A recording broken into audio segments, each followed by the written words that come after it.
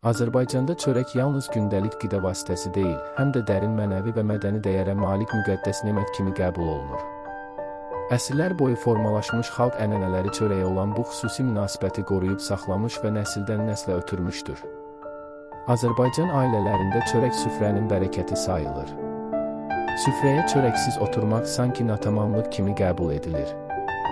Böyüklər hər zaman uşaqlara çörəyə hörmət etməyi öyrədib, onu israf etməməyi tapşırıblar. Çörəyi yerə atmaq, üzərinə basmaq və ya hörmətsiz yanaşmaq xoş qarşılanmır, hətta günah sayılır.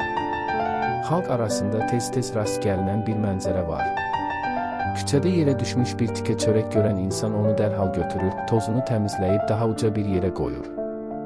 Bu davranış sadəcə tərbiyə deyil, həm də daxili bir inancın təzahürüdür. İnsanlar inanırlar ki, çörəyə hörmət edən evdən bərəkət əskik olmaz. Azərbaycan mədəniyyətində çörək həm də qonaqpərvərliyin simvoludur. Qonağa süfrə açarkən ilk növbədə çörək qoyulur. Bu, ev sahibinin səmimiyyətini və qonağa olan hörmətini göstərir. Toylarda, bayramlarda və digər mərasimlərdə çörək xüsusi yer tutur, bərəkət və ruzi rəmzi kimi qəbul edilir. Kənd yerlərində isə çörək bişirmək bir növ ritual kimi yaşadılır. Təndirdə bişən çörəyin ətri, onun hazırlanma prosesi ailə üzvlərini bir araya gətirir. Bu, sadəcə yemək hazırlamaq deyil, həm də birlik və paylaşma ənənəsidir. Müasir dövrdə həyat tərzi dəyişsə də, çörəyə olan bu dərin hörmət dəyişməz qalır.